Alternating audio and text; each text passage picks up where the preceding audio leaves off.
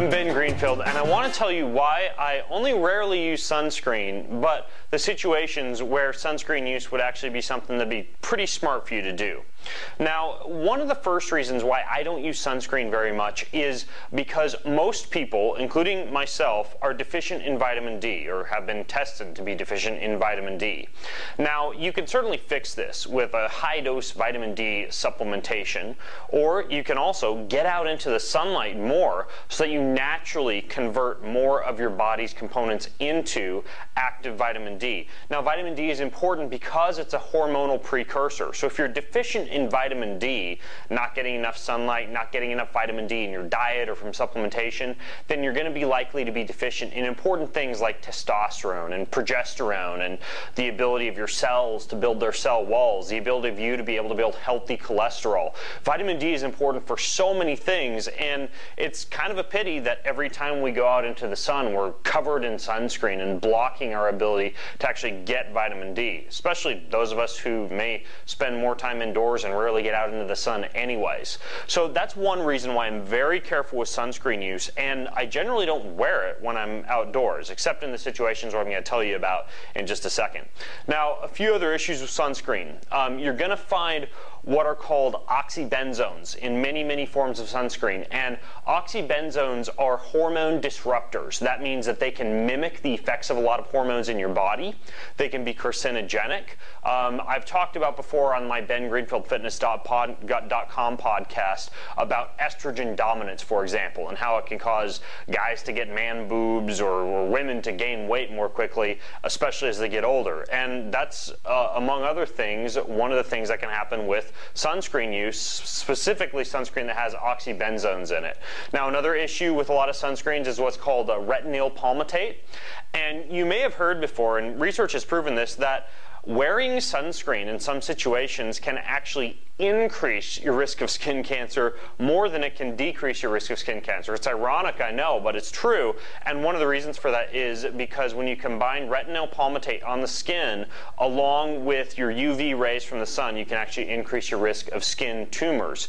So two big issues there with a lot of sunscreens is the oxybenzone and the retinol palmitate. So you combine that with the fact that you're wanting to avoid vitamin D deficiency, and you've got a lot of reasons to avoid using sunscreen in many situations. Now, when do I use sunscreen? Whenever I'm going to be out in the sun for longer than about an hour, I will apply sunscreen. When I'm going to be out in direct sunlight for longer than an hour, trip to the beach, long run, especially for anything like a triathlon or a marathon or any type of sporting event that's out there in the sun, I will wear sunscreen. I'm just very careful about the type of sunscreen that I use. Now, right now I've got this Kinesis stuff, and this is something that doesn't have oxybenzones in it. It doesn't have retinol palmitate in it. Now, as you may have seen if you've watched the YouTube Ben Greenfield Fitness channel, I do make my own sunscreen, okay? I'll use coconut oil and jojoba oil and some zinc oxide and some other elements to actually make my own sunscreen. However, I recognize a couple things. First of all, a lot of people don't like to make their own sunscreen because it can be a pain in the butt, and sometimes it's more convenient to just buy something that you can, for example, spray onto your hands and rub into your skin just right away. I know that convenience is definitely a selling factor for a lot of folks. So the reason that I'm letting you know about Kinesis is they sent me a bottle to try. I used it in my last triathlon, did not burn at all. I was happy with it. I'm happy that it doesn't have oxybenzones or retinol palmitate in it. So it's something that I would use in that case where I'm out in the sunlight for more than an hour or doing something like a triathlon or a marathon or something of that nature. So you could make your own sunscreen using some of the tips that I give you over at youtube.com/BenGreenfieldFitness. Just go there and do a search for sunscreen. Or you could use something like this Kinesis. And they're actually a very environmentally aware company, and they go through a lot of trouble to make sure that they have a very small carbon footprint, and that's another reason why I would include them in a video like this, is I am a fan of Kinesis for that reason. So it's Kinesis. So check that out.